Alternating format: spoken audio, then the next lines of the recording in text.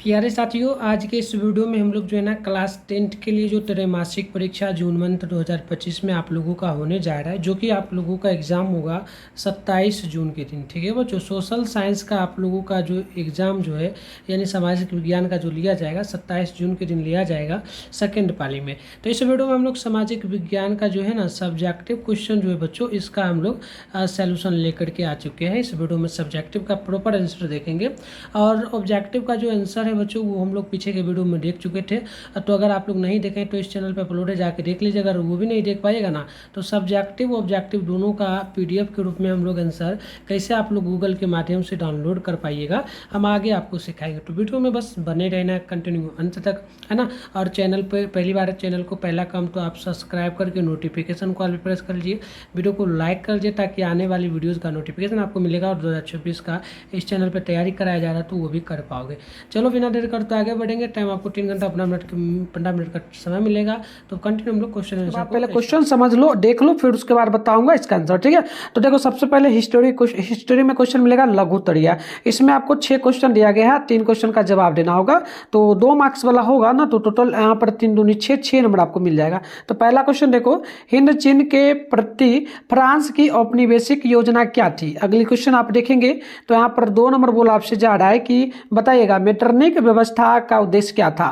तीसरा है Karl Marx के ऐतिहासिक भौतिकवाद को परिभाषित करें। चौथा है साइमन कमीशन का उद्देश्य क्या था। और पांचवा है अहस्तक्षेप की नीति क्या थी।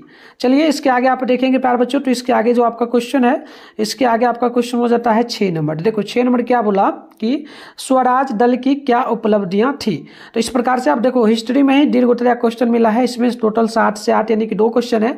एक क्वेश्चन का आपको जवाब देना होगा, 4 नंबर वाला है तो टोटल 4 नंबर मिलेगा। एक क्वेश्चन बनाना है आपको, ठीक है। तो चलिए इसे और सारे क्वेश्चन को आप याद कर लेना, क्योंकि बोर्ड एग्जाम 2025 में भी इससे कुछ क्वेश्चन जरूर पूछा जाएगा, 1-2, तो आप इसको याद जरूर कर लेना, ठीक है। पेन कलम निकाल के नोट कर लेना।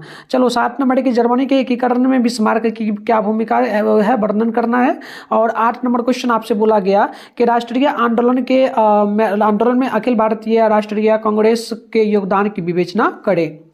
आइए आगे हम लोग बढ़ते हैं प्यारे बच्चों। तो आगे जो आपका होगा इसमें जो है ना आपका राजनीतिक शास्त्र यानी पॉलिटिकल साइंस क्वेश्चन पूछा है। इसमें लघुत्तरीय होगा, टोटल 9 से 12 यानी कि टोटल इसमें हम देखें तो 3 क्वेश्चन है आपको, जो है ना 9 से 12 है ना, तो 9 हो गया, 4 क्वेश्चन है तो 2 क्वेश्चन का जवाब देना, 2 मार्क्स वाला ना, तो 4 नंबर मिल जाएगा। तो क्वेश्चन क्या क्या है वो देख लो। पहला क्वेश्चन 9 नंबर के क्षेत्रीय राजनीतिक दल के रूप में मान्यता प्राप्त करने हेतु आवश्यक शर्तें क्या हैं। आगे बढ़ते हैं तो 10 नंबर क्वेश्चन बोला गया कि सामाजिक मतभेदों का उद्भव किस प्रकार सामाजिक विभाजन को जन्म देता है। 11 नंबर है कि समवर्ती सूची के अंतर्गत कौन से विषय आते हैं, तो ये आपको ध्यान रखना है। चलिए नेक्स्ट क्वेश्चन को देखते हैं प्यारे बच्चों। देखो यहाँ पर आपका नेक्स्ट क्वेश्चन आता है 12 नंबर। 12 नंबर प्रश्न बोला गया आपसे कि संघीय व्यवस्था के मूल उद्देश्य क्या हैं, तो इस प्रकार से क्वेश्चन है। और एक चीज बता दूं, इसी चैनल पे आपका शाम में डेली 6:30 पे लाइव क्लास होता भी है पहले से, और अब होगा आपका सेंटर एग्जाम जैसे खत्म हो जाएगा उसके बाद स्टार्ट हो जाएगा। तो सभी लोग व्हाट्सएप ग्रुप का लिंक हम आपको आगे भी दे देंगे, आगे पीडीएफ जहाँ डाउनलोड करने बताएंगे वहाँ से आप ज्वाइन वहाँ से कर पाओगे। और इसके अलावा क्लास वगैरह को तो सब्सक्राइब कर लेना, नोटिफिकेशन वाले पे प्रेस कर लेना, ठीक है। और हिंदी इंग्लिश का भी इसके बाद पेपर आएगा तो सभी लोग तैयार रहना। चलो अब आगे पॉलिटिकल साइंस में दीर्घोत्तरीय क्वेश्चन यानी लॉन्ग क्वेश्चन, इसमें 2 क्वेश्चन होगा, आपको एक क्वेश्चन का जवाब देना है, 4 नंबर मिलेगा। तो चलो क्वेश्चन क्या क्या है अच्छे से देख लो। तो देखो पॉलिटिकल साइंस में जो क्वेश्चन है कितना क्वेश्चन बोला, 13 से 14। हाँ तो देख लो 13 नंबर क्वेश्चन क्या बोला कि राजनीतिक दलों के लिए आचार संहिता की आवश्यकता पर चर्चा करें। 14 है भारत में संघ राज्य संबंध पर एक संक्षिप्त टिप्पणी लिखिए। और नेक्स्ट क्वेश्चन आपका यहाँ पर होता है इकोनॉमी में, इसमें लघुत्तरीय क्वेश्चन होगा, 15 से 18 तक क्वेश्चन रहेगा, आपको इसमें से 2 क्वेश्चन का जवाब देना होगा, 2 मार्क्स वाला है तो 4 नंबर आपको यहाँ पर मिल जाएगा कंप्लीट, ठीक है। चलिए तो क्वेश्चन पहला देखिएगा, राष्ट्रीय आय की गणना से आप आने वाली किन्हीं 2 कठिनाइयों पर टिप्पणी लिखिए। इसके अलावा नेक्स्ट क्वेश्चन आपका 16 नंबर है कि मानव विकास सूचांक क्या है। 17 है मुद्रा किस प्रकार का साख का आधार है।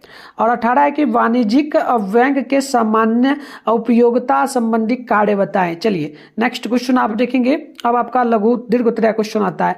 देखो यहाँ पर क्या कितना नंबर क्वेश्चन था, पहले क्या था ये हम एक बार देख लेते हैं। ये था आपका अर्थ इकोनॉमी का, और पॉलिटिकल साइंस का भी मैंने दिखाई दिया। चलो अब आएगा आपका ज्योग्राफी का भी आएगा। चलो तो ये दीर्घ उत्तरीय क्वेश्चन आपका हो जाएगा इकोनॉमी में 19 से 20 क्वेश्चन होगा, 2 क्वेश्चन है, एक क्वेश्चन का जवाब देना है, 4 नंबर आपको मिलेगा। तो चलो क्वेश्चन क्या है, ध्यानपूर्वक देखना आप लोग। सूचना एवं संचार प्रौद्योगिकी के विकास ने किस प्रकार वैश्वीकरण की प्रक्रिया का, इस प्रकार से देखना, वैश्वीकरण की क्रिया को क्या वर्णन करना है, ठीक है।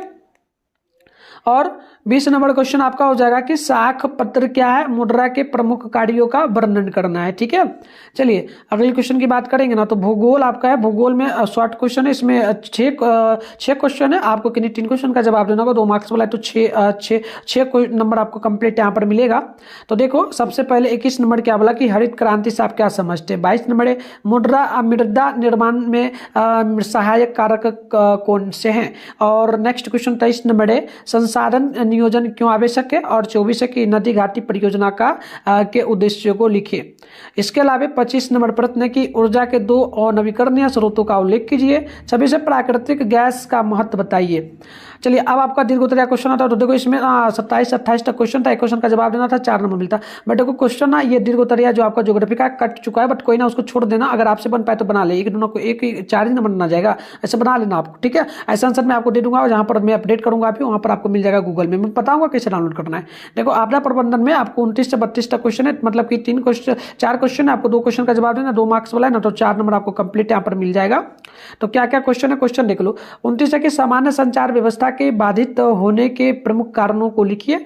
30 नंबर है कि भारत के अत्यधिक लिखिए। और नेक्स्ट क्वेश्चन आपका हो जाएगा यहाँ पर 31 नंबर, ये बोला कि भूकंप के विनाशकारी प्रभाव से बचने के उपायों का उल्लेख कीजिए। 32 है कि जीवन रक्षक आकस्मिक प्रबंधन की आवश्यकता है, क्यों आवश्यकता है। तो इस प्रकार से क्वेश्चन था। अब देखो इसका आंसर भी मैं आपको देने वाला हूं, ठीक है। तो इसका आंसर क्या हो जाएगा, ध्यानपूर्वक यहां से देखना, मैं सारे क्वेश्चन का उत्तर दे दूंगा।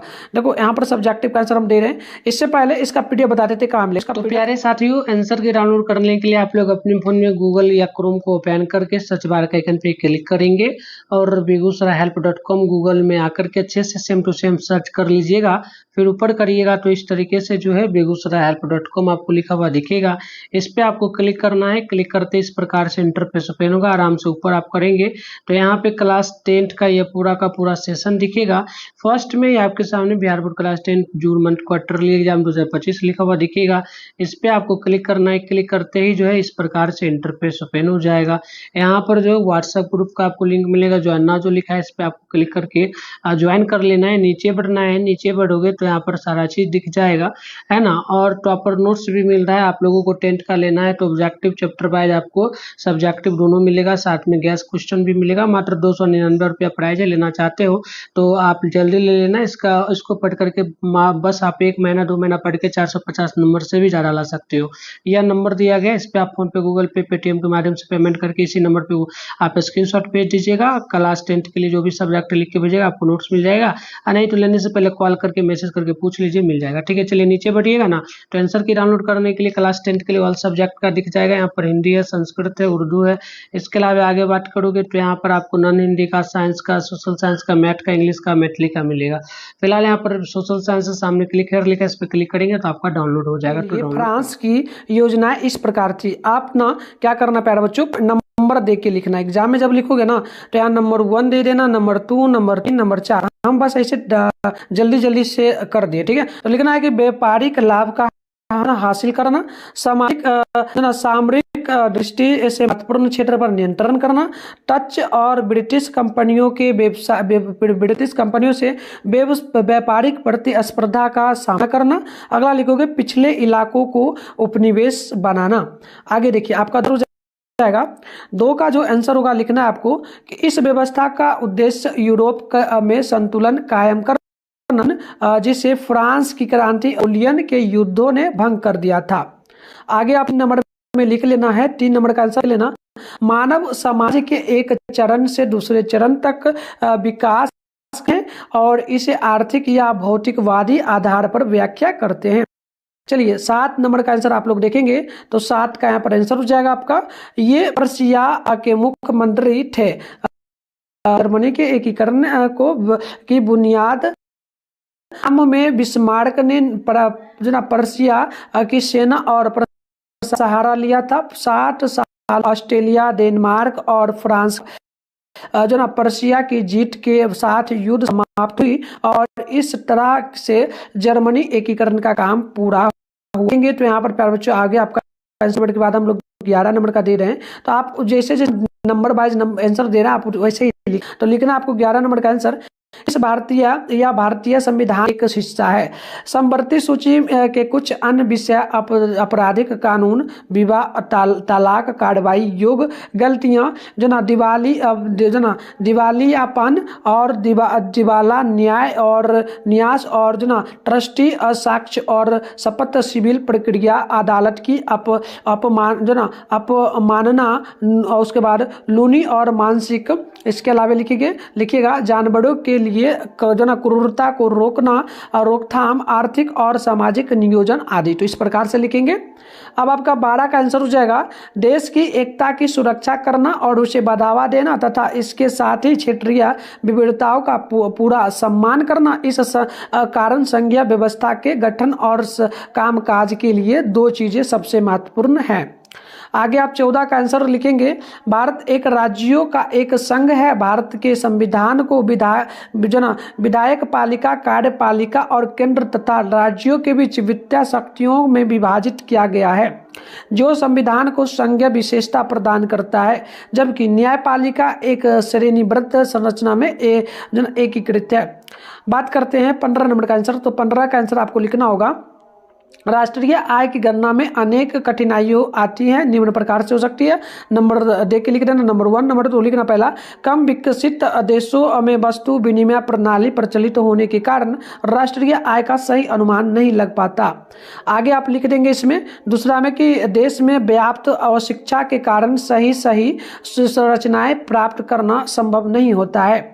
आगे आप 16 नंबर क्वेश्चन का आंसर लिखेंगे प्यारे बच्चों कि मानव विकास सूचांक मानव विकास के प्रमुख आयामों का सारांश माप है। एक लंबा और स्वस्थ जीवन, एक अच्छी शिक्षा और एक सब जीवन स्तर, लिंग विकास सूचांक इन जन आयामों की उपलब्धि में लैंगिक और समानताओं को मापता है। हमें कौन सा विशिष्ट सूचांक उपयोग करना चाहिए यह हमारे प्रश्नों पर निर्भर करता है। तो इतना आपको लिखना होगा।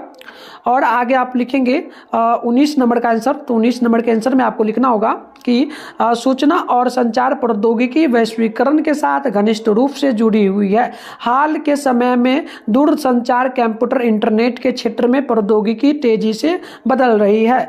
आप लिख सकते हैं टेलीग्राफ, टेलीफोन सहित मोबाइल, फैक्स जैसी दूरसंचार सुविधाओं ने दुनिया को करीब ला दिया है। अब लोग दुनिया भर में आसानी से संपर्क कर सकते हैं।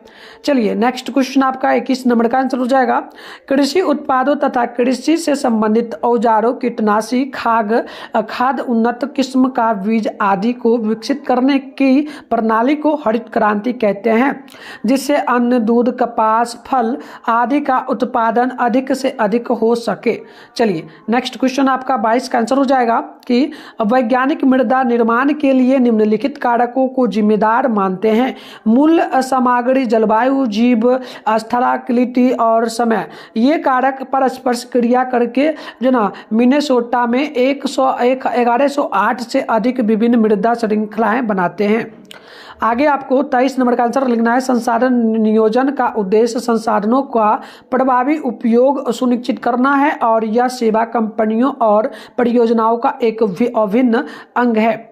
आगे आप 29 नंबर का आंसर लिखेंगे प्यारे बच्चों कि सामान्य संचार व्यवस्था के बाधित होने के प्रमुख कारणों में प्राकृतिक आपदाएं जैसे बाढ़, भूकंप, तूफान और सुनामी शामिल है। इन आपदाओं से संचार के तार, टावर और उपकरण नष्ट हो जाते हैं। इसके अलावा बिजली कटौती और तकनीकी समस्याएं भी संचार को बाधित कर सकती है। अगला आपका लास्ट होगा 30 नंबर का आंसर। भारत में अधिक भूकंप आने की संभावना वाले क्षेत्र कश्मीर, पश्चिमी और केंद्रीय हिमाचल, समस्त उत्तर पूर्व कच्छ, कारण राजस्थान तथा गंगा के मैदान हैं।